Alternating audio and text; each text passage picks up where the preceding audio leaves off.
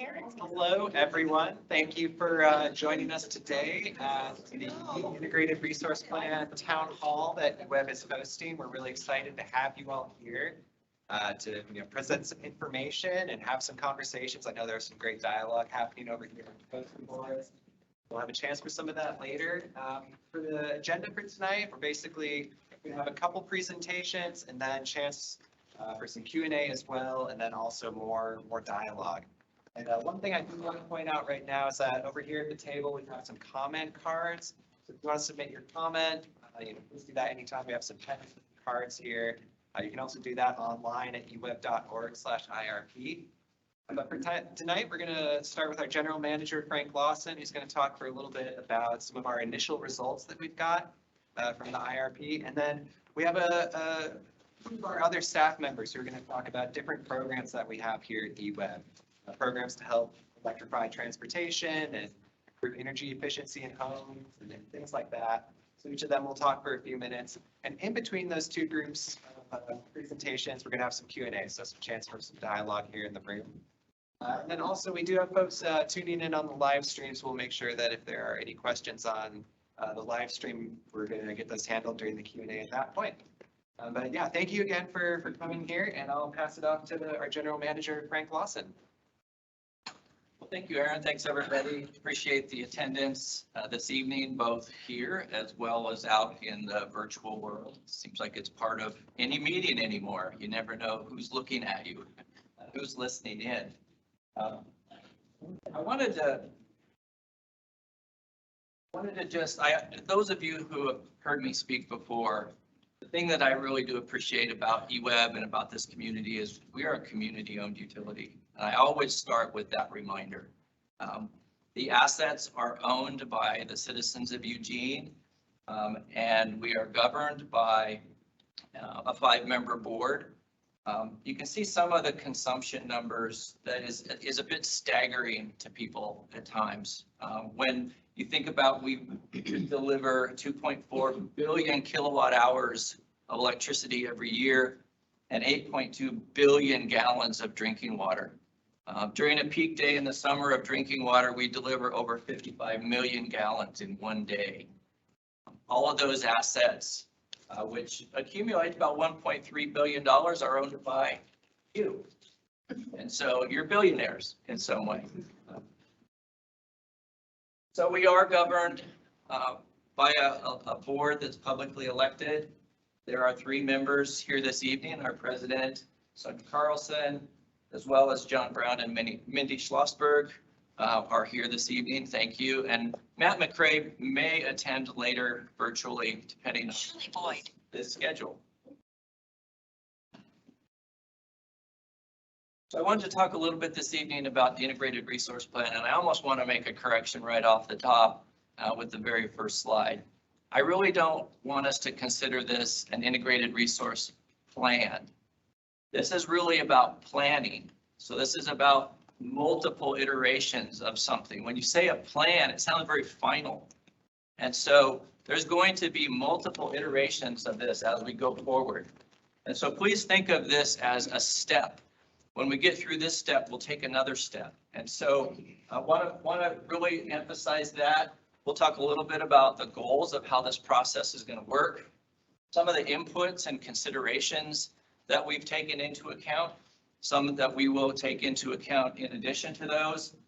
A little bit about the reference case, our best guess in some of the future, what the future looks like, and then how that brought us some initial results. And then we'll talk a lot about next steps, as well as some time for questions and answers.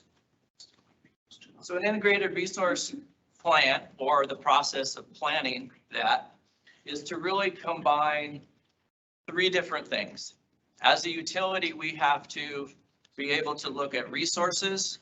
These are the things that are generating electricity. We have to look at all of our consumption, or what we call load. Both of those things vary widely, and we have to take a look and consider assumptions about the future. So we really have to divide this into those 3 general categories: resources, consumption, and other criteria. And there's a lot of things that vary within those. In fact, the modeling that we do has over 1 million variables to it. And all of those areas are dramatically changing as we look forward. They're becoming more dynamic, somewhat turbulent, if you want to use that. And electricity, for the most part, setting batteries and storage aside a little bit, which are important in how we deliver it. But electricity is still one of those very few things that you have to produce and consume simultaneously. And so now there's storage, and we'll talk a little bit about where that fits, but in general, that's the case. That's the physics of it. The process involved really 6 steps. We started off with forecasting our energy needs. We then looked at the characteristics of the different options for generating resources. We put in some constraints. Some of the constraints, for example, was the board has set forth some carbon emissions restrictions or goals that they want us to achieve. We developed a reference case. And a reference case, I don't know that the modelers will agree with me, but the reference case is when the fun starts, because now we can go into different scenarios and iterations because people have questions. What if hydro isn't as productive as the climate changes? Well, that's going to be an iteration that we have to look at. And so we developed the reference case really just to test and say, okay, here's a baseline. And then when we start changing things and we get into the what ifs, the iterations and then combined iterations of scenarios, how does that change the results? Are there certain things that we should do no matter what the future holds? Are there certain things that might look really good in one future and not so good in another, which means it's going to be riskier? And so in this process, we're looking out 20, 25 years. The action plans typically come back to the next year or 2 or 3. So this is a cycle. It's almost like a long-term financial plan where you're looking at a number of years, but you have to bring it back to this year's budget, for example. And this is the same way with resources. This is kind of where we are in that process. Some of you have seen this before. We've been through some of the initial assumptions. We've tried to characterize different resources. We've analyzed our consumption patterns and the variability there, as well as looking at some different options for forecasting. We're now kind of saying, oh, this is kind of what it looks like right now. Because we want to run more sensitivities, the outreach to the community is important because we want to make sure that we're taking into consideration what the public is interested in, some of the things that you see, some of the things our board sees as we work through the process. And then in June, it's 2023 IRP report and action plan. That's not one plan that's going to be done and we're going to leave it. We're going to actually have a plan. Is probably going to identify some things that we need to work on right away. But then we're going to launch in to the next IRP. And the reason there's 1 year right after the other is there's some major changes going on with the Bonneville Power Administration and our relationship with them. It's going to be a whole new contract that is being negotiated that will, because our present contract ends in 2028. And so we're going to have to launch right in to test whether that makes sense for us or what products and services. Bonneville's a really interesting organization. You think, oh, we buy power from Bonneville. That should be great, right? We have, I think, 50 different contracts with Bonneville. So it's a really complicated relationship, and there's always all kinds of product options. So which of the product options best fits with our portfolio will be part of the 2024 IRP. IRP being planning. So consumption, not very consistent. So the big black line across the middle of the screen, that's just our average annual consumption. As you can see, when you plot the last 10 or 11 years, nothing is ever average. Sometimes we equate this as having the challenge of trying to fly through the mountains at average altitude. How well is that going to work for you? We have to be able to supply you with electricity 24 hours a day, 7 days a week, 365 days a year, next month, next year, 10 years from now, 30 years from now. And so we have to look at all of these times. And you can see this is January through December across the bottom. You can see January is pretty high on average. The blue is kind of within 2 standard deviations of what we would typically see. And so better press the right button here. Which one of these is the, this is technical. Oops. Oh, you're looking for the, Yeah, the pointer, the pointer is. this one.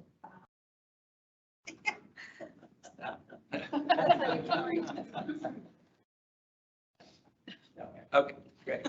So this is a highly technical process. So you can see that, this is kind of where you might typically find your daily averages. January is pretty high, February is high, December is high. That's what we call a winter peaking organization. Our peak loads tend to be in the winter when it's cold outside. Not as much in the summer. Although when we talk about forecasting, we'll think about forecasting the future, which might be different than the past. But you also see some excursions. These are peak situations where we don't have the option of saying, okay, well, it's going to be peaky, so we're not going to supply you for this particular day because it outstripped our resources. So we have to plan for all of these highs and lows and really understand the fact that it's seasonal, it's daily, it's hourly. In fact, scheduling electricity is now getting down to the 5-minute interval. So you can imagine almost like a stock exchange, everybody bidding every 5 minutes and resetting. So it's really becoming a lot more dynamic. Also, you can see throughout this, not only do you see seasonal, daily, but you also see through the course of a day, a single day, that typically, this is a winter pattern where you would 8 to 9, 7, 8, 9 o'clock in the morning, you have a peak demand. You get a little bit of peak demand when people come home in the evening. In the summer, it's a little bit different as the day heats up and people start air conditioning. You start to see a load in this kind of pattern here where it tends to peak in the middle to late afternoon and then starts to fall off. Both of these really indicating that when we talk about consumption, we are not talking about one flat load. We have to deal with this 24/7, 365, every minute of every day. And this minute will be different than the last minute.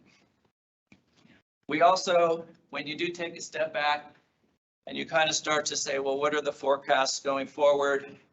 You do have to say, okay, well, you look at the past, but there's going to be a number of conditions that drive changes into the future. Some of those being like electrification, some of those being additional air conditioning loads. We'll probably see some increase in our summer peak because summer temperatures will tend to rise. We'll probably see a slight decrease in our winter peak as temperatures rise. So these are some of the forecasting that we see going forward, and we do see planned load growth for this area. And I think most of the people would agree that there's a number of indications of that. So we're having to plan for different degrees of growth going forward.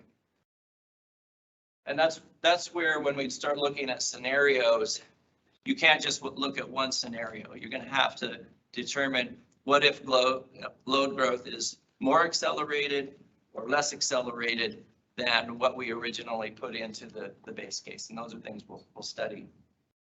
We also now shift to the resource side because now we have to synchronize the resources with the loads.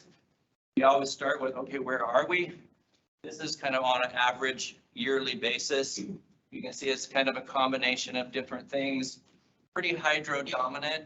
I think most utilities, I'll say most public utilities in the Northwest are hydro dominant. Some of the investor-owned utilities, you see a lot heavier concentration of gas and coal in their systems.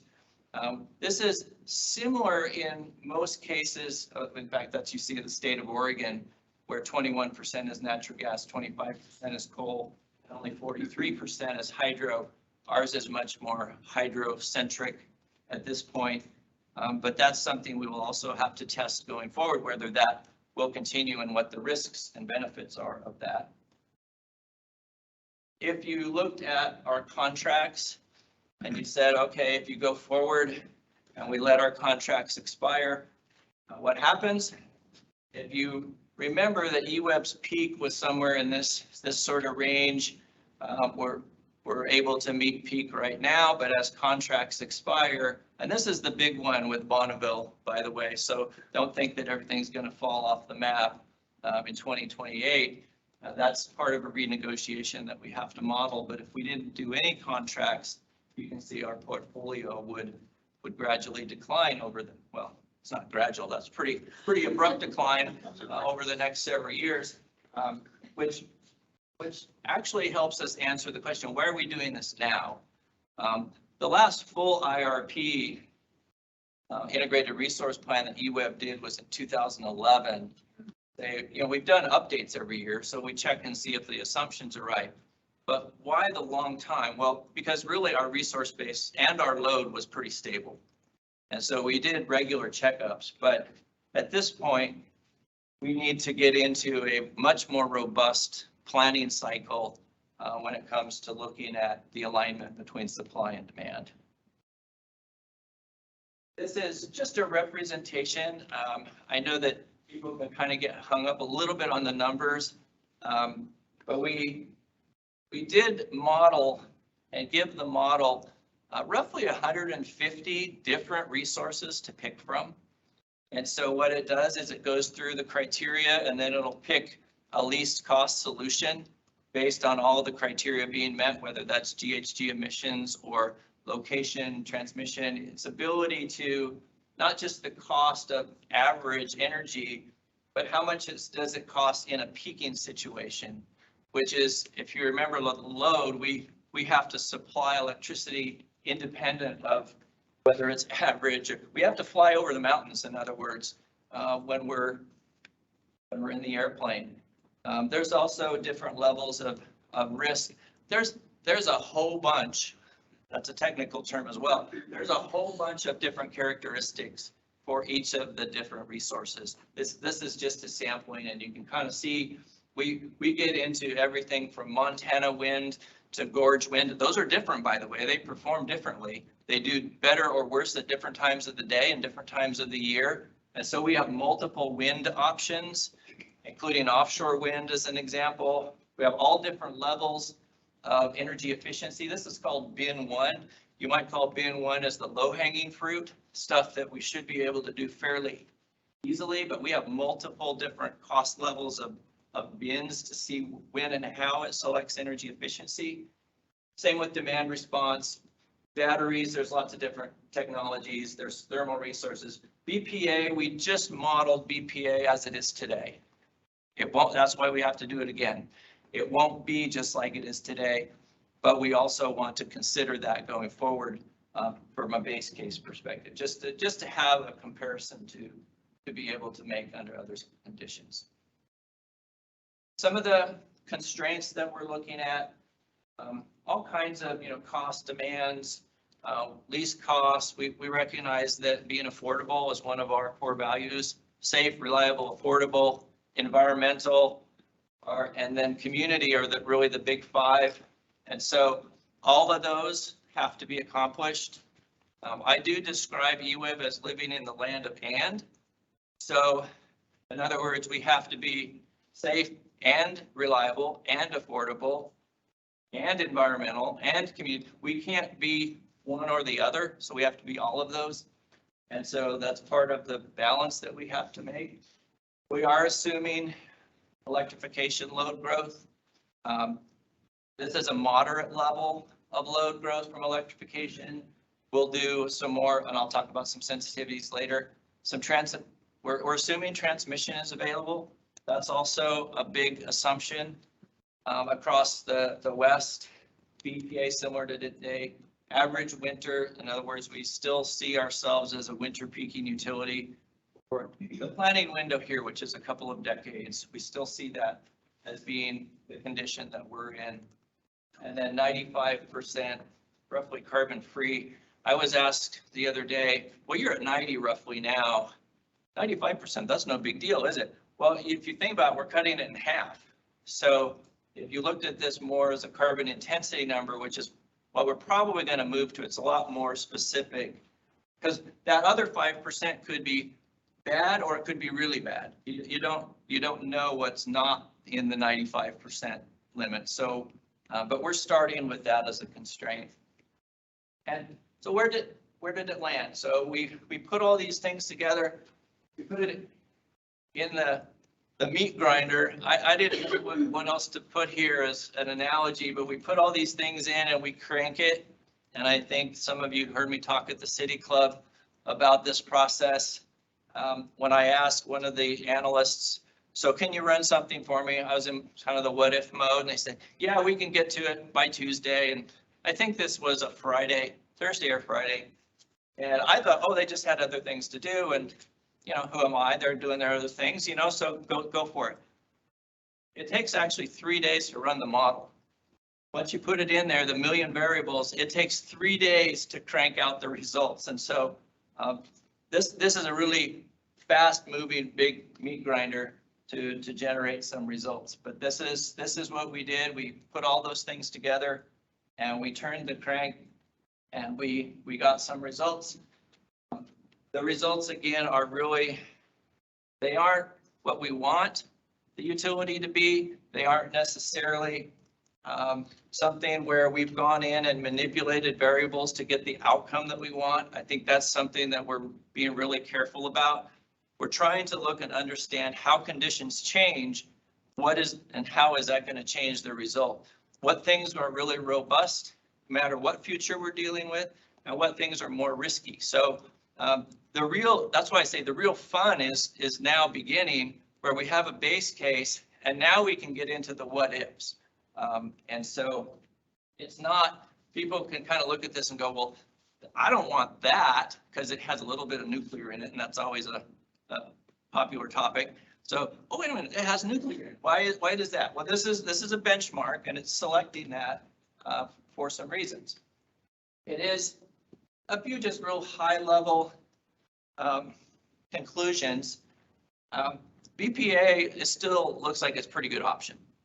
It's the federal government. They have a really good mix between their price for energy and their price to help with peaking situations. And so that foundation of Bonneville and the hydro base that they have is a good foundation. And that probably will hold true under all of the futures. It'll just depend on which products and services we select from them. And that's an important part of the next steps. We are going to have to add some resources. If you look at the projected load, and then you look at the resource base, we are going to need to add some resources in the years ahead. What those resources, what the model selected in the base case was a series of combination of batteries and wind demand response. And if you don't know what demand response is, that's basically customers where we would say, can you curtail or can you change your consumption habits to fill in and reduce your load so that a resource that might not meet that need would meet that need. So you have to look at resources both on the consumption side, things like energy efficiency and demand response, and also the generation side. So it picked a number of different combinations, conservation, as well as it did small modular reactor. That's what SMR stands for. Advanced nuclear is another term that sometimes you hear in the industry. And you can see in the base case, it selected it out in 2042. Again, this is the base case. We went through, put in a whole bunch of assumptions, cranked it for 3 days, million variables later. This is what it said we needed in addition to what we have now with Bonneville. In that process, sometimes you go, why? Why did it select wind over solar, for example? In our case, we can look here and say, it's not so much about solar itself, it's when does the solar produce versus when do we as a community need it. You start to see, if you look at the load shape dashed here, and you look at wind production, this is seasonal, so these are months. So you can see there's a seasonal alignment between wind production. This was specifically, was it Wyoming wind? Northeast Oregon. Northeast Oregon wind. oh, it says right there, I should just, versus solar production. In this case, it was utility scale solar was kind of misaligned there. So it's not just, this is not a judgment on solar. This is when we looked at it from a utility perspective, there was better alignment between wind and load than there was solar and load. It also recognized and selected actually quite a few batteries, probably more batteries than I might have expected. One of the reasons, and so batteries really become valuable when you looked at the shape of the peaks and the fact that if you're peaking at 4 in the afternoon, sometimes you need to spread that out. So there's some value to batteries from a daily perspective, but also batteries have one advantage, which is they store, so you can charge them and you can also discharge them at different times. So you could be charging your battery at a time when there's lots of energy on the market, which means it's probably relatively cheap. And then you can discharge it when at those peak times to mitigate your peak. So that helps the utility, but it also prevents and really keeps the utility from having to spend money on very expensive energy, which happens at the peak times. Some of those ups and downs and peaks that I showed you earlier, that's what prices do as well. So when it's 6 o'clock in the evening on a winter night, it's very expensive compared to what you might find in the afternoon when there's, or at 3 in the morning when there's a different supply and demand. So the prices vary as much as the supply. We're also, why is demand response and conservation? Those tend to be things that are quite affordable when you look at the kilowatts or the price per kilowatt hours or kilowatt hours saved. They also have no transmission risk since most of that work is, if not all of it's done here. And also it's carbon free. So the most carbon free energy ever is the energy not used. So there is benefits to both demand response, which is shifting loads around at different times, and conservation, which is reducing the demand overall. And we will be checking, one of the action items that will likely come out of this is we'll have to do some more specific assessments of building stock, for example, in this area and different programs relative to the mix between renters and owners. And so sometimes those conversations come up. That's why we had multiple levels. We want to be able to understand how much of an investment is made at different levels of conservation.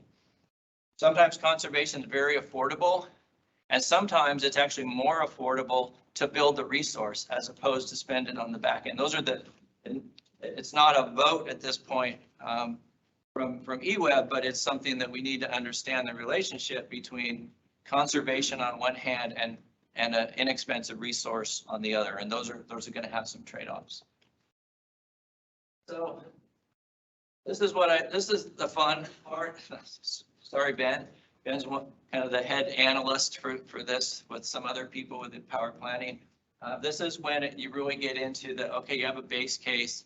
Now you get to go in and look at different kinds of risk analysis and the what ifs. So we'll run some sensitivities around hydro and gas risk analysis. Some of that has to do with pricing risk, availability risk, transmission cost and availability. Trying to answer the question, does location matter? So it's different if you have a resource in Wyoming or Montana versus you have a resource locally.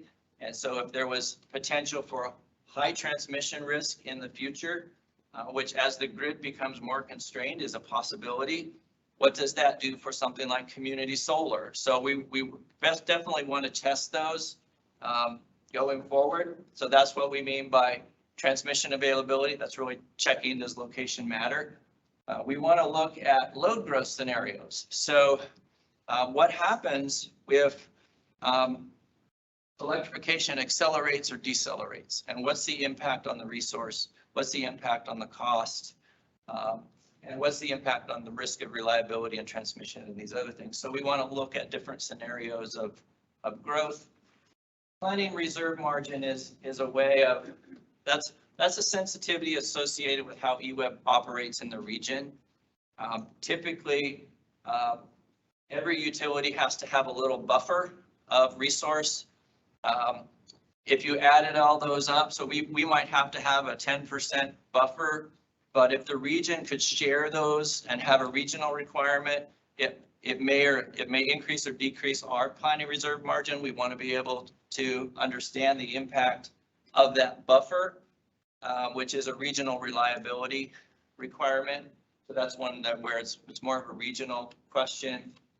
And then we're thinking up some more of them. We hope other people are thinking up some more sensitivities as well. And then we'll look at some in the next IRP. I mentioned the Bonneville products, but one of the things that we will do also, we think about a sensitivity. So you might say transmission cost would be a sensitivity, but you might look at a broader scenario, which would be what happens in a more abrupt climate change impact. So climate change, we would have to go through and vary, for example, we would vary the load pattern. We would probably get slightly lower peaks in the winter, slightly higher peaks in the summer. We would also have to go in and check relative to two things with hydro. One, the overall production of hydro, and the other, the seasonality of it. If you would probably end up, well, most of the models, not EWEB models, but most of the weather models tell us that as the climate change, you'll get similar amounts of rain, but you'll get less snowpack, which starts to shift hydro from sort of late spring and summer capabilities back into winter capabilities. So that would be part of an overall, we'd look at things like that. We'd look at the consumption and the resource side relative to some of those. We also have to model in hydro some of the operational constraints. Hydro is not loved in the fish and wildlife world. And so there's a number of threats to hydro. Columbia Hydro, you hear about taking out the lower Snake River dams and some of the other facilities. And so how are we going to replace those, or what would happen to replace those in a more constrained world? What would that mean? Would that drive it from hydro to nuclear, for example? I don't know the answer to that. And that's a tough choice if that was your choices. So we're going to run a series of sensitivities. Those will be individual things we're going to vary, look at the what ifs, and then we're going to combine some of those to look at more of a scenario and scenario planning options. And then kind of what comes out of that is that we're going to look at these different results. And out of that, we're going to have to back out and say, what are the actions that are supported by lots of these different futures? What makes sense no matter what is kind of the way that we want to do things. There might be certain things associated, for example, with energy efficiency or conservation or demand response. It might tell us we need to put together a demand response product line, or it might tell us that we need to explore further capabilities within the energy efficiency realm. So there'll be certain things, and we'll have discussions with the board kind of late spring, early summer around after we've gone through this planning work. What are the things that kind of make really a lot of sense for next steps? And then what are the things that we still need to research? And then also we'll launch right into the work with Bonneville. Bonneville's policy proposal is scheduled, and the policy proposal is something that will describe some of their future products and electives that we'll have. That is scheduled to come out in late June. And so kind of perfect timing for us to be able to say, okay, we've done some of this work, we've done some things, we know there's certain things that we really should be doing to prepare. Here's the next step, and we need to launch into that right away. There's a lot of information on very simple eweb.org/IRP. Now you know the P is not plan, it's planning. We need to change that, I think, Aaron. Because this is going to be an ongoing process, and one that we're actually really excited about. We think it's really meaningful. It takes account and looks to decades into the future and create some legacy decisions at this point in time, given all the decisions that we have to make. Just as a benchmark, if you look at the decisions that we're looking to make with Bonneville, really between now and 2028, those total up to over $2 billion worth of decisions. And so these are very significant. This is very significant work that we're doing. And we're really pleased to be able to collaborate and get, our board's oversight and direction with this. And really do want to thank the Power Planning Group. I want to thank you for all taking an interest in this and providing lots of feedback for us. This is part of a mutual effort. Again, we didn't go into this and say that we're going to manipulate the variables to get an outcome. What we're doing is trying different combinations of things to see what makes sense in one condition or what makes sense in another, what makes sense in all conditions. And so it really is an iterative process, and we're in the middle of that. We're looking forward to the next steps and working with the community on that. That's Bonneville Dam, by the way. If you haven't seen. I think that's basics. Well, that's next. I got. Does anyone have any questions? Just a very simple clarification, just because it was new to me. Can you give an example of a BPA product? Yeah, so I'll give you two really general products, and we have both of those now. One of them is what's called a block product, and the other is called a slice product. So a block product is we just buy a block of energy from Bonneville, and we can shape it a little bit by month. We need so many kilowatt hours in January, so it's a block of just energy that we buy. A slice product is that we actually manage a certain percentage of the Columbia River flow through the hydro dams. So and that's a product we have today, and it allows us to move generation around with flow storage, because there's, how many dams are there, Megan? 31 dams.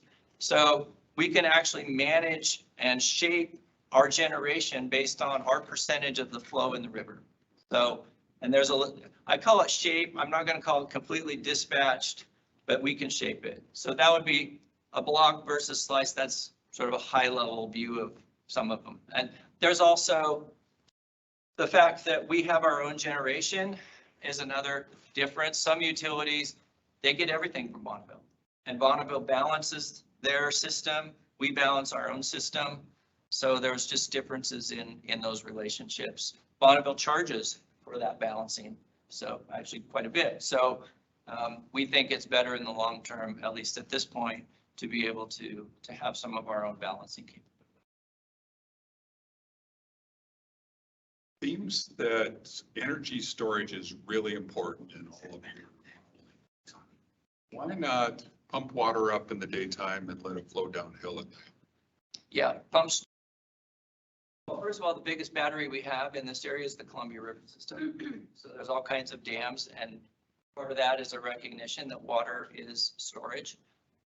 There are several projects that are being evaluated across the Northwest that are just that, pumping it up when it's available and cheap, and then generating when it's not.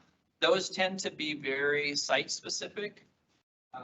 We looked at that actually at one point with our Carmen Smith facility up the McKenzie, and the biggest part of that we found was just the regulatory environment that you get into when you get into water and the movement of water. But yeah, it's definitely, I don't know, Ben, if we put it in the model or not, but that's an explicit resource. okay. We did put in storage of different types, but yeah, pump storage is one that's starting to become more and more of an option as other costs get more expensive as well, and it's carbon free and some other things. So yeah, it's a viable option. I'll go to you next, and then, oh yeah, you already had it. Yeah. Okay, we'll go over here. And I'm just curious about the status of your decommissioning process. My understanding is EWEB is going to be losing some of its capacity, and I'm just wondering how that plays into your planning. Yeah, so we definitely had to put that in the plan. So how it went in the plan was, first of all, a couple of things. It was about 3 or 4% of our total generation came from Leeburg, is the site you're referring to.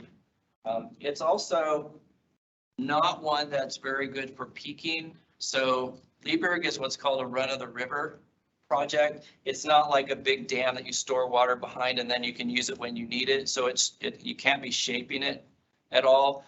The dam that you see, the Leeburg Dam, is just simply a diversion dam. And so its peaking capability is not very high.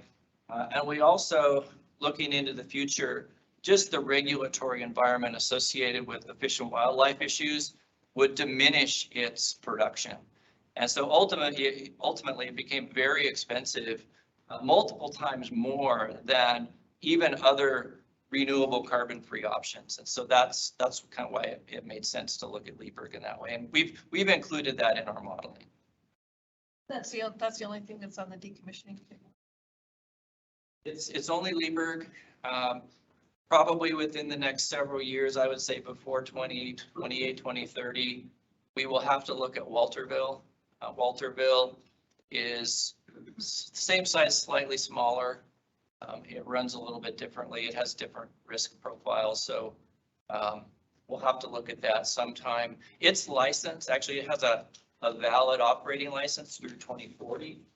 And so I would expect EWEB to start really looking at that particular decision probably about 10 years in advance. The last relicensing we went through took 15 years to get a new operating license. That was Carmen. And so it's not an easy, simple process, unfortunately. Probably late 20s, that would be the project to dive into. Someone over here. And you look like you have another question. Well, you. Sure, go ahead, yes. Well, I have a whole bunch, but I'll try and do 5 or 6, but I'll start with 2. They're fast.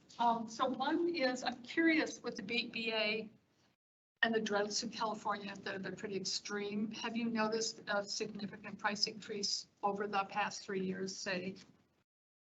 Like how significant has that been? I'm curious about that. There's 2 things that have happened over the last 3 years, 2 or 3 years in particular. One is there's a general ramp up in price. So kind of an overall scarcity issue. The other thing is just the volatility. The volatility has become really, really challenging from a pricing perspective. We see that it just depends on season, time of day.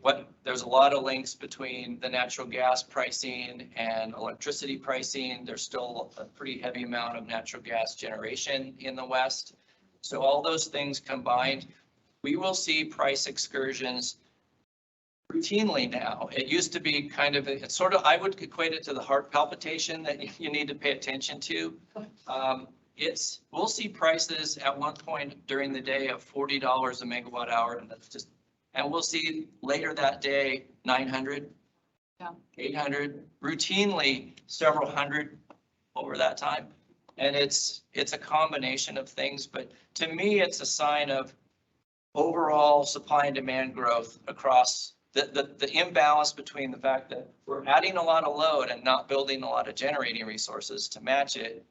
Transmission constraints as well, kind of weigh into that. It used to be pretty routine. There were times of the year that electricity flowed into the Northwest. And then obviously in the summer, you can imagine a giant sucking sound out of California that drags electrons really from all over the West, desert Southwest into California.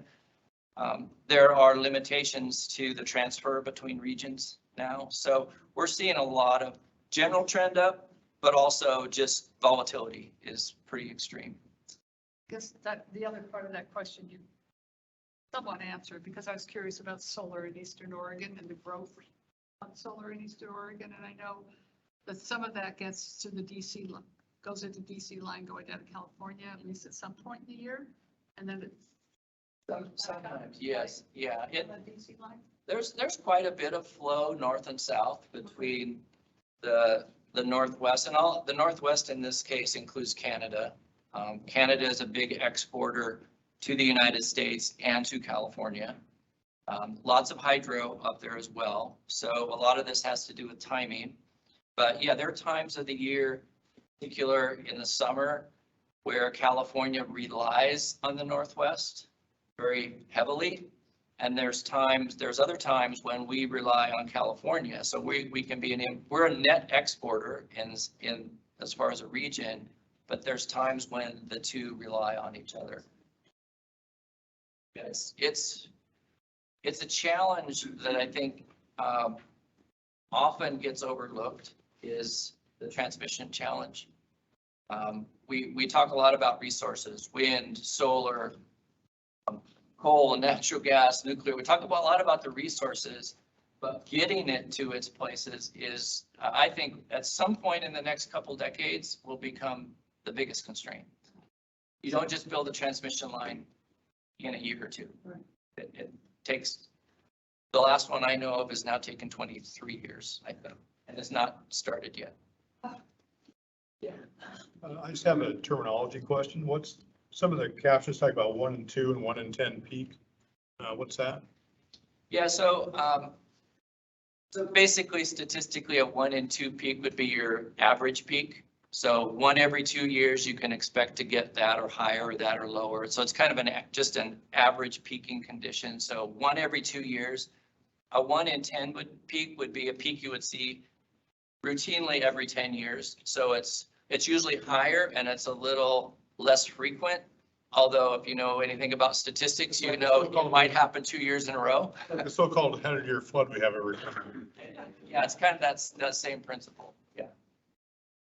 Yeah, so it's statistical. So we've seen, oh, we'll get a 1 in 10 peak and then, 2 years later, we get another 1 in 10 peak Okay. so it's over a long period of time. Yeah, Chris. Question about the batteries.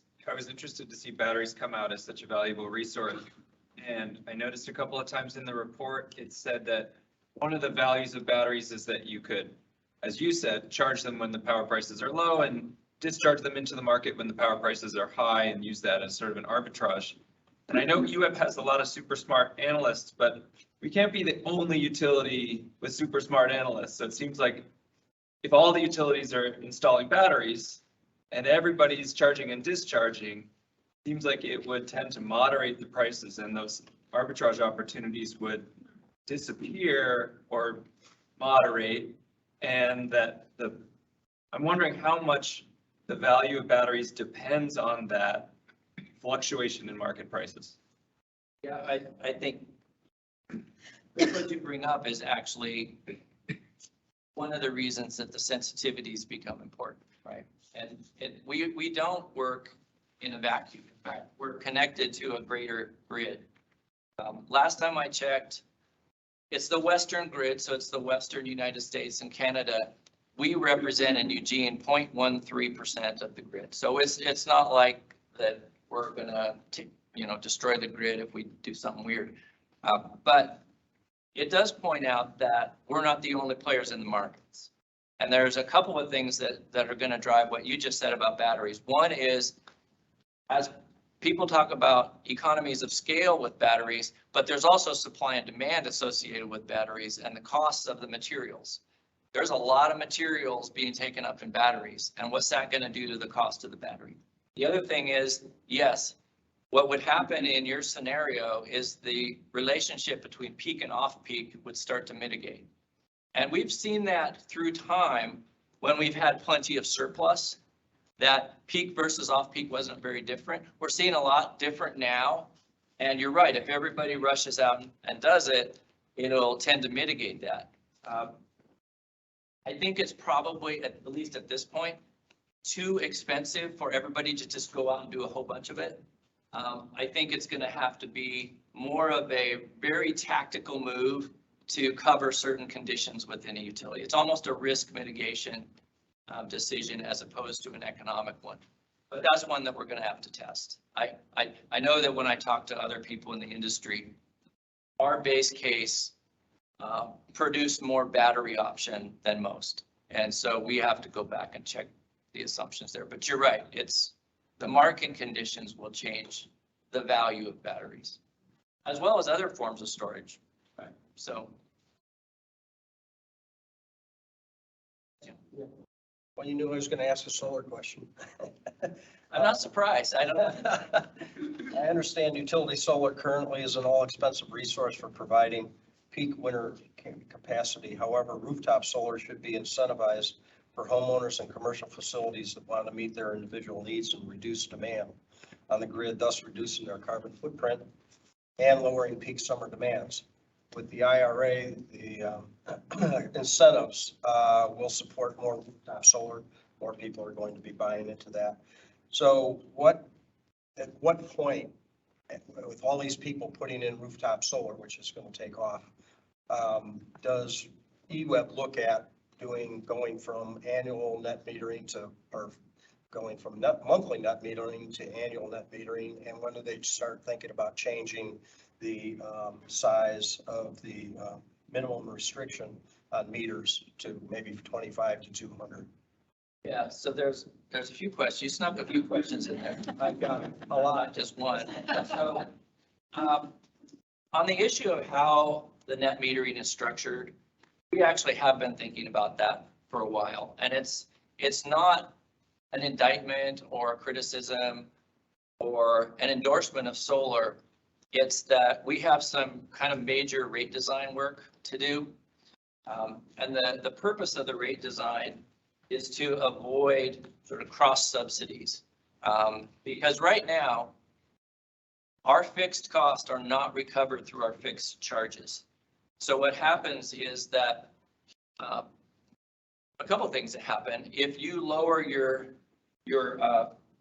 variable charges, which would happen in a solar installation, we're still stuck. And when I say we, your neighbors are still stuck recovering the fixed cost. So that's a piece that's a rate design piece. We're getting closer and closer every day to putting together a rate design plan that will reach out for the next probably 5 years and look to better align cost and price. So that's one thing that has to go into that, both the annual versus the monthly, as well as how that gets recovered, right? So that's probably the biggest step that prevents us from doing something like an annual net metering. The other thing that you mentioned was the IRA. So the IRA is something that will affect some of these alternatives as we sort of boil in some of the incentives.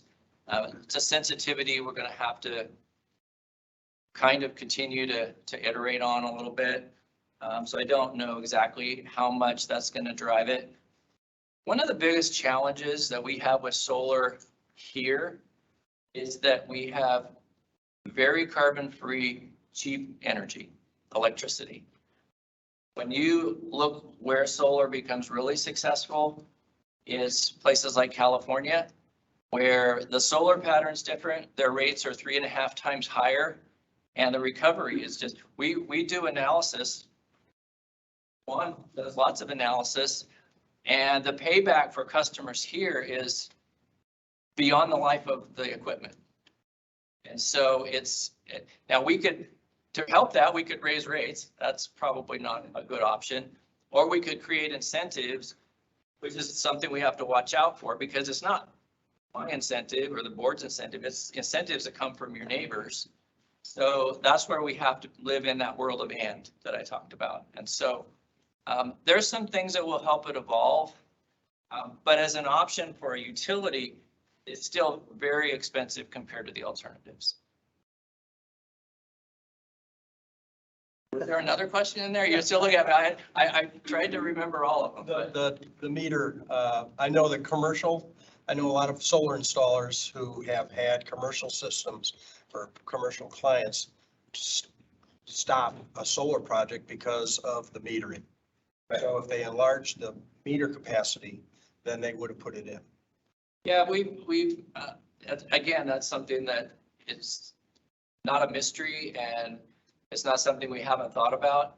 It gets back to the return on that investment from the customer's perspective, but also from the utility's perspective. And right now, there's an imbalance there because of those conditions that I described earlier.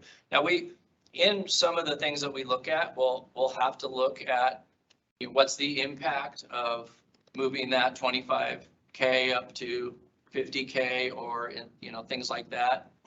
But that has to be done in the context of our rate design and our IRP and other things. So it's not that we haven't thought about that. We recognize Eugene is a very expensive place to put solar in from a return on investment perspective.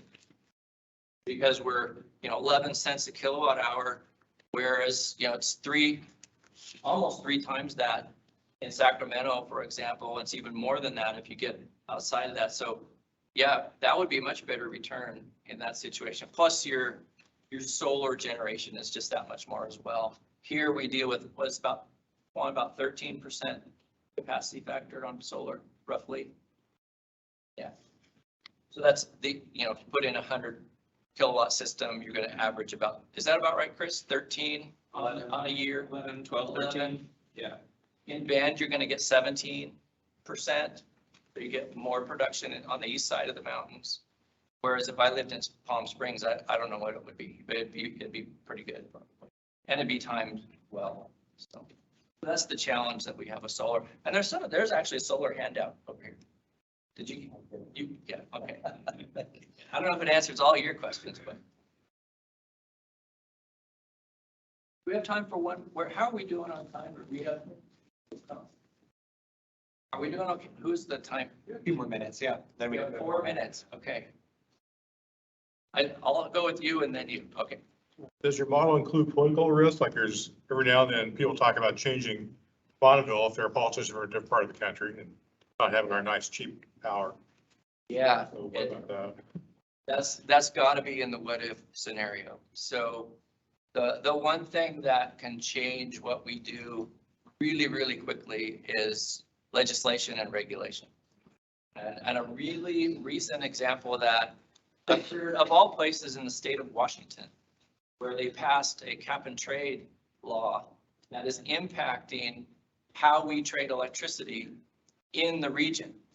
It really impacted the, not just the pricing, but the liquidity of who we could trade with.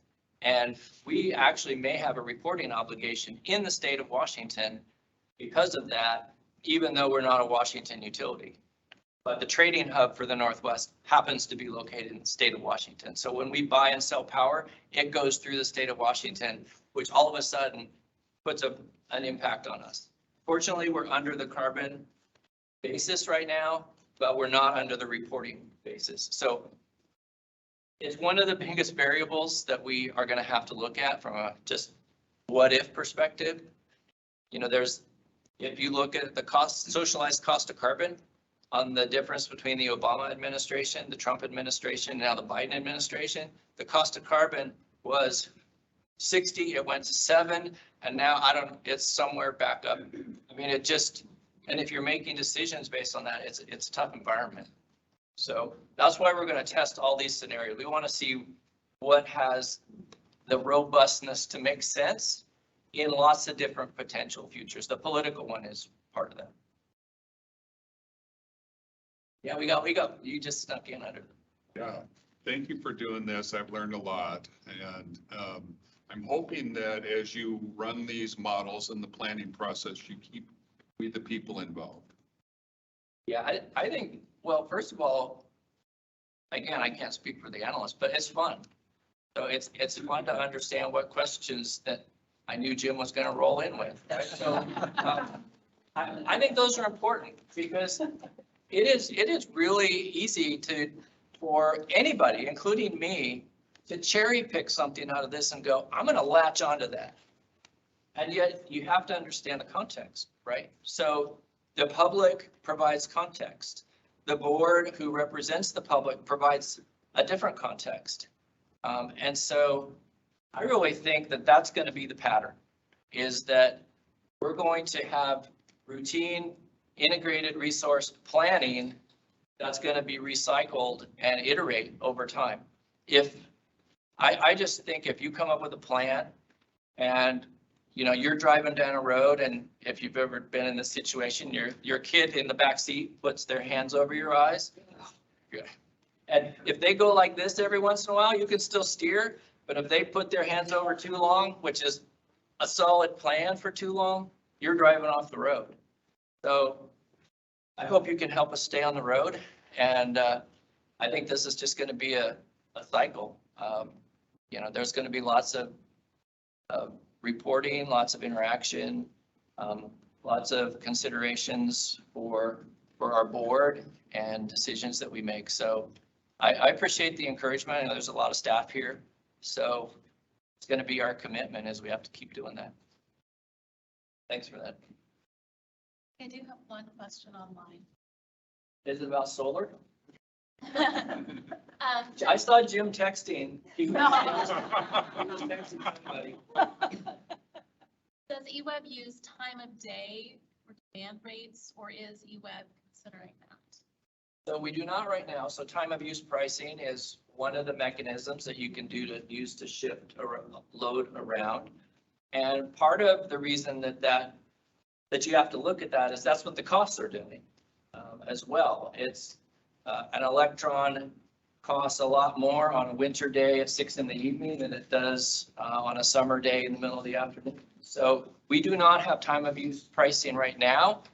That would be one of the things that would go into our rate design plan, is that what and how would we use that going forward.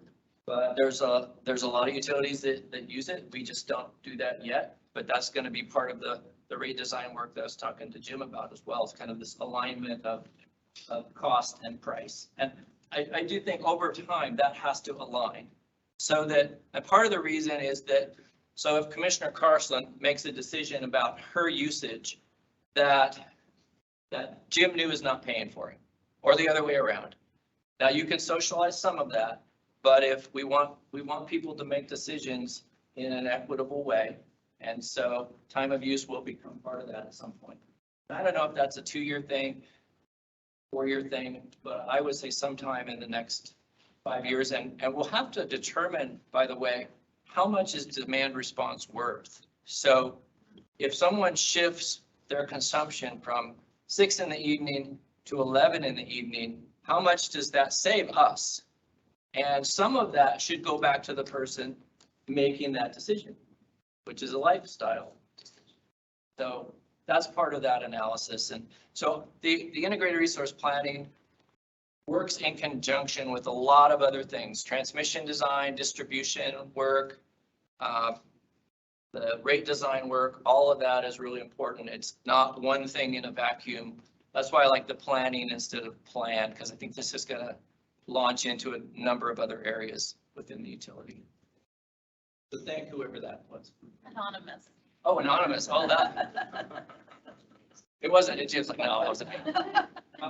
I'll be around. I know we have some other things to cover. Juan can come up next and talk a little bit about transportation electrification. Yeah. They were cheering when you came.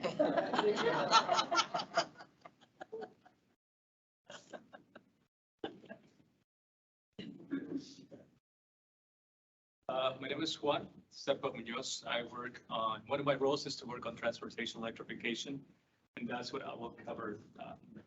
A few minutes to speak, so won't take too long. These programs that we have are funded by the Clean Fuels program, and so that allows flexibility to get creative with programs that bring accessibility, programs that perhaps some bring traditional return on investment. So the incentives and programs that we have are not coming from your rates, a different funding source. I'm going to talk a little bit of an overview of what we have. And when we create these programs, we try to be intentional.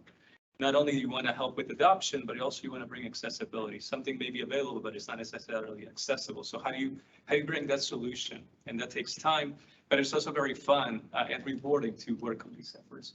We have home charging incentives, but we also have commercial ones.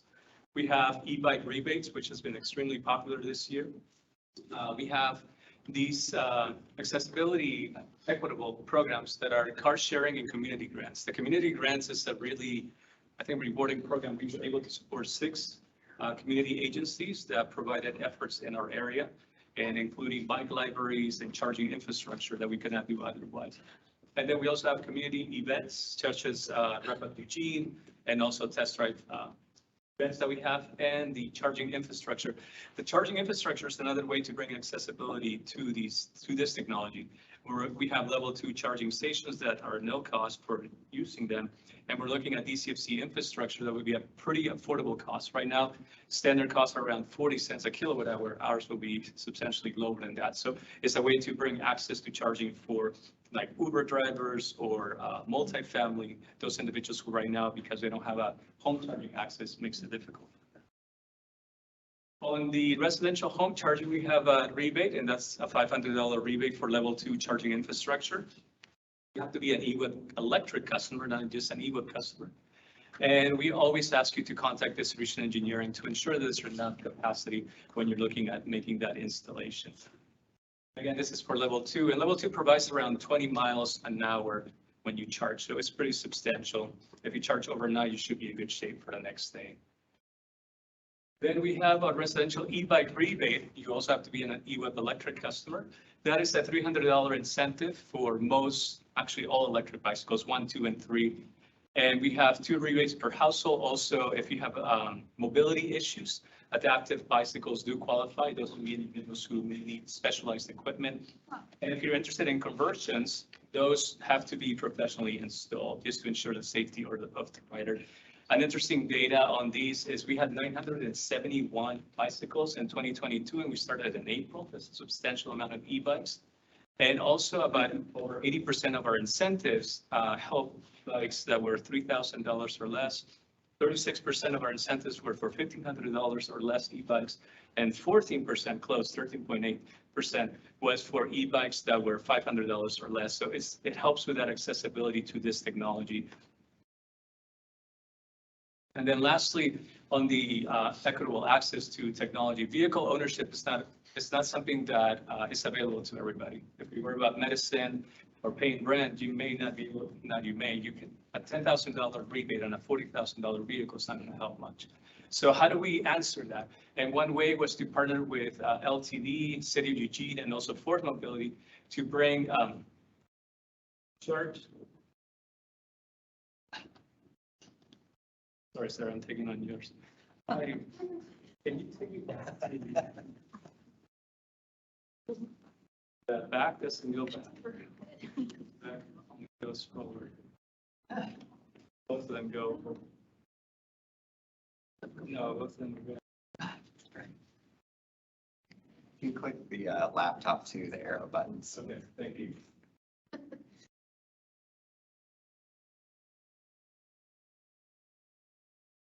So on the Go Forth car sharing program, that is a partnership with LTD, Ford, and the City of Eugene. We have 2 locations at Santa Clara Station and Iris Place, which is an affordable housing project by St. Vincent de Paul. Between those 2 locations, we've had customers drive over 3,800 miles and over 200 trips. And we also have an upcoming one in the City of Eugene downtown. This has taken a long time, but we have confirmation from Ford that it will be available in 3 weeks. And this is available at the first 2 hours are free, and then it's $4 for every additional hour, which is pretty competitive compared to other models that are around $12 or $10 an hour. Once you sign up, you're also part of a larger network. So there are other utilities doing the same programs like in Bend, so you can access those vehicles as well. And with that, that ends, and I'll leave it now to our helpers. Thank you.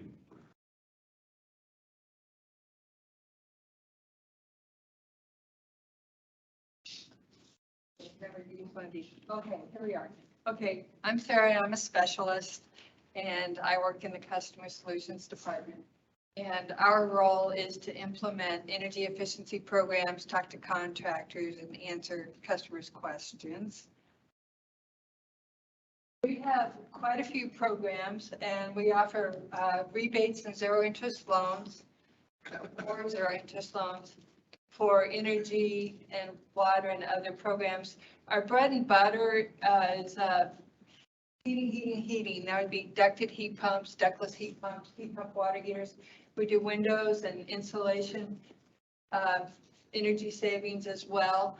We are a water utility, so we do have some water savings incentives for low flow toilets or customer hand valve installation. We have an excellent low income program where income qualified households can receive extra funding for energy savings. In addition, we offer electric service upgrade repair or water line upgrade so they can improve their homes. I need to say that the rebates and zero interest loans work for rental properties and multifamily homes as well. And then our upriver customers in the McKinsey watershed have access to septic repair and maintenance incentives as well to protect our water quality.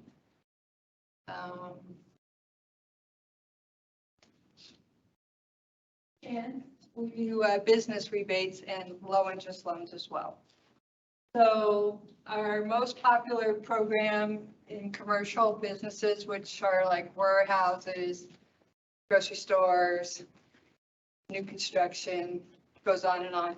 Our most popular program is our lighting program, upgrading to LED lighting, because it's the most cost-effective and energy efficiency thing to implement. And we do a lot of that at EWEB. We also have heating technology incentives. On our website, we have a menu of programs in heating that if you're a business, you can check out.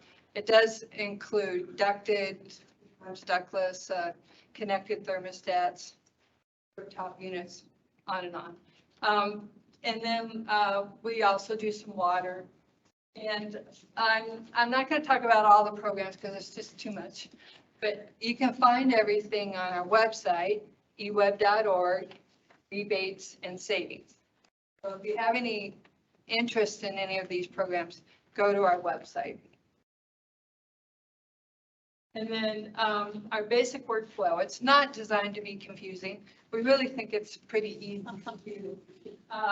So if you can get to our website, eweb.org, rebates and loans, you can find out you can contact us by sending us an email, giving us a phone call, looking at all the programs we offer, or you can apply online. And once you apply online, you will be assigned a specialist, which I'm one. And once you have a specialist, we'll take you home. We'll figure out how to get you where you want to go. But essentially, this once you get a specialist, the specialist will review your application and then send an approval letter to you. Then you can get the measure installed, send us the invoice and other paperwork that we might need. We'll process your payment and mail it to you. And that's our process. Questions? Curious on the rental loan program. Typically, the loans are paid back on the bill, but the bill is paid for by the renter typically. Are the loans available only to the rentees, or are they available to both? And if it's to the owner who's getting the benefit of, having their upgraded rental unit, how do they pay? What's the mechanism for that? Okay, so for rental loans, the owner of the building applies for the loan and the owner of the building pays EWEB for the loan. For rebates, it can be either. And do we see very many of those? Yeah. Oh, yeah. Yeah.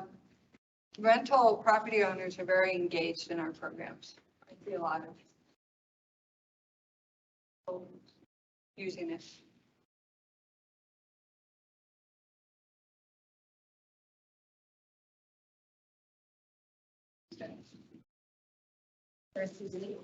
Hello, everybody. So I'm going to round us out on customer-facing programs. My name is Anna Wade. I'm also a business line manager. So I hope if you hear anything through the last couple of slides with Juan and Sarah, is that our goal is to create a variety of options for customers, not just to achieve energy and water efficiency, but also to address carbon in whatever way that they think is going to best meet their needs. So you've heard about transportation electrification and how you can reduce energy consumption and carbon within your home or your workplace. I'm going to talk about our LEED Green programs. The idea there being when you've done everything that you can do to reduce your consumption and save money and all of that, for those that want to do more, we want to create those options. Also, I love that you called out the rentals because there's a lot of those programs that are more or less accessible depending on what your living situation is.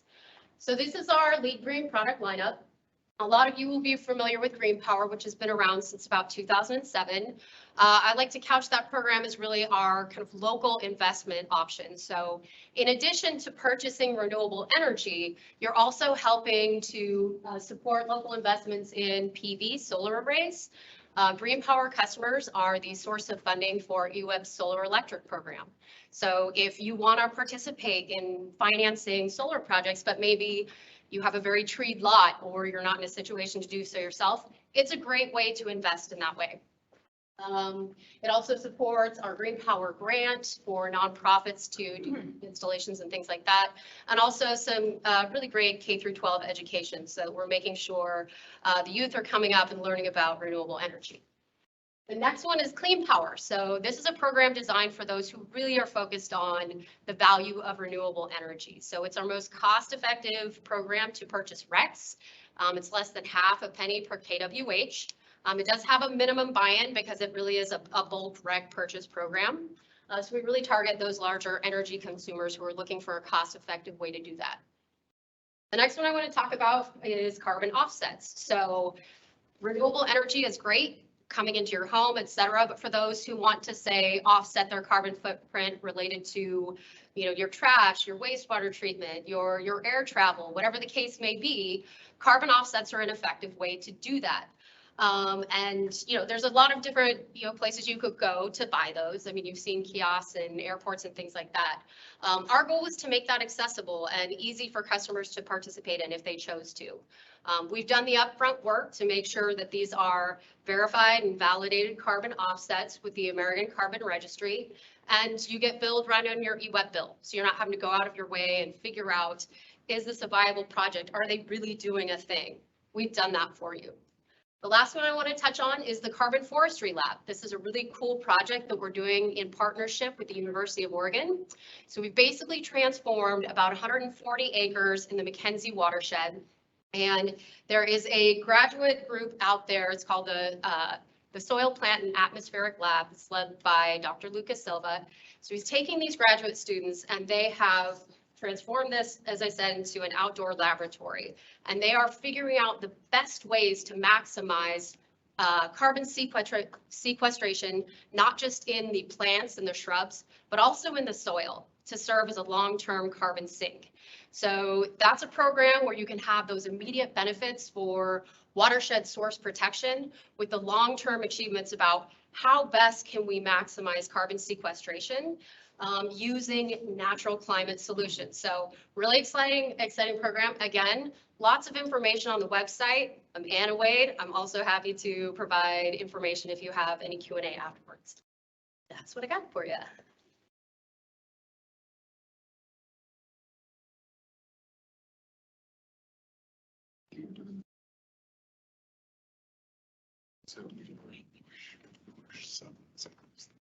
Okay, I was thinking I was gonna use the laptop, but maybe the remote will be nice.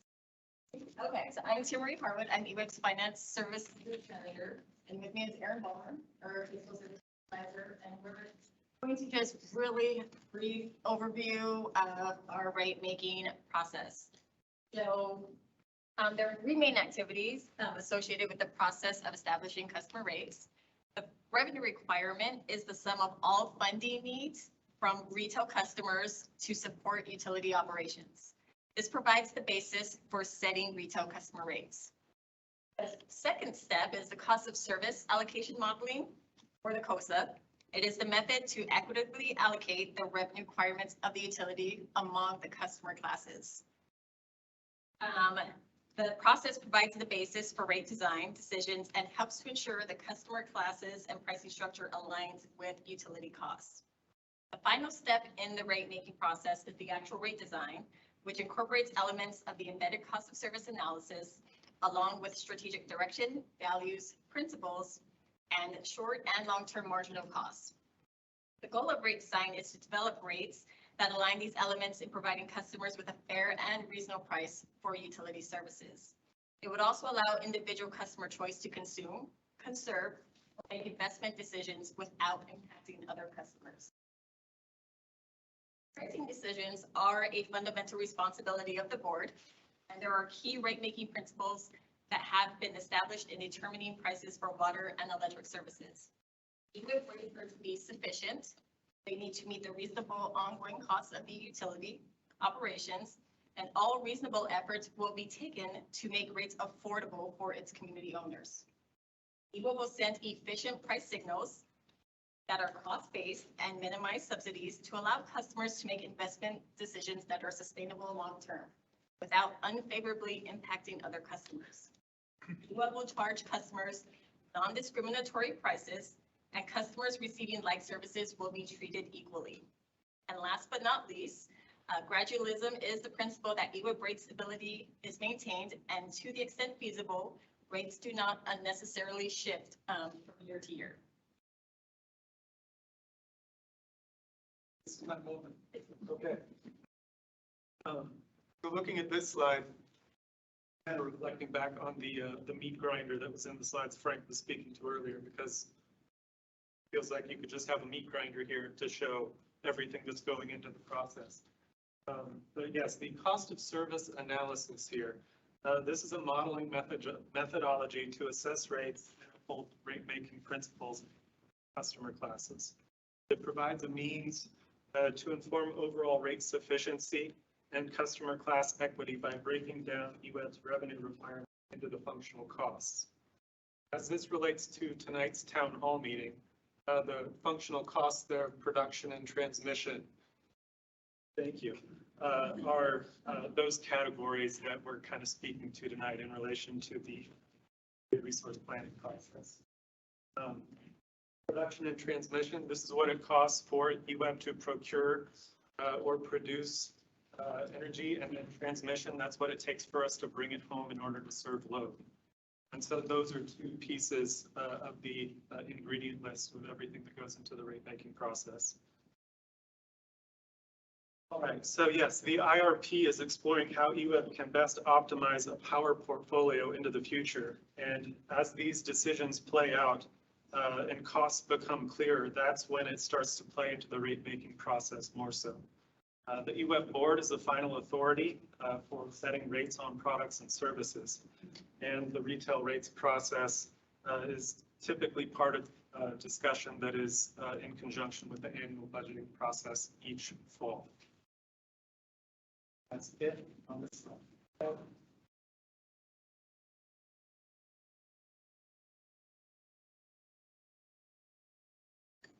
Great. Hi, everybody. My name is Kelly Hale. I am EWEB's Climate Policy Advisor, and I'm here tonight to just tell you about two quick things. One is that EWEB has a climate change policy. We passed it a few years ago. It was recently updated, but it tells us that the board passed it. It directs staff to take action in these 5 areas, right? So we have to take action on climate policy and enact measures to mitigate and minimize greenhouse gas emissions. It addresses our power supply and transmission. So when our modelers looked at the IRP, we had to put in our carbon budget to meet the goals that the board set as part of that process. It looks at, how do we offer programs to help our customers decarbonize, as Juan and Anna have been talking about tonight. It looks at climate impacts on EWEB and how do we plan for a changing environment and how do we mitigate our risks. And then it also looks at goals for EWEB in our internal operations. So we have a set of goals that we need to meet internally. And I'm excited to just tell you that we are moving forward with a new project that we're calling a climate guidebook to share with the public how we're progressing to meet those goals. And so this is a reference document that will be made available here in April. It'll go before the board in March at our next board meeting, and then it'll be made available on our website in April. And it'll cover all of those areas of our climate change policy and describe what EWEB is doing to meet our climate change goals and how our work intersects with climate change issues more broadly. So it's designed to be kind of a one-stop shop of information for people who care about climate change and want to know what EWEB is up to. It's designed to provide data and information. It's got a wide range of intended audiences for different sections. But if you've ever wondered, how is EWEB making good on its internal climate change goals? Or what emissions factor should I use to calculate my carbon footprint? Or how is EWEB meeting its goals under the City of Eugene's CAP 2.0? These are questions that the Climate Guidebook might help you answer. So we're really excited to bring that to you. We hope that if you have questions that you want the guidebook to answer in the future, that you'll let us know. And look for that to be launched. It will be an iterative process. We'll add more content to it over time. And we look to have annual updates coming each April in advance of Earth Day. So with that, I wanted to let people know that we will be happy to get a copy of any of these slides to you if you so choose. Just let us know. And just wanted to really thank you all so much for coming. And I'm going to turn it right over to Aaron to wrap us up. That's pretty much about all I was going to say. So thank you all for joining us. You can always find more information on our website. There's some handouts on, solar, if Jim wants to talk more about that. A lot of us are going to be hanging out for a while, so keep the dialogue going. And make sure to submit your comments and questions. We have a form here, and you can do so online as well. But thank you for coming, and stay in touch with us. We'd love to hear from you. Thank you.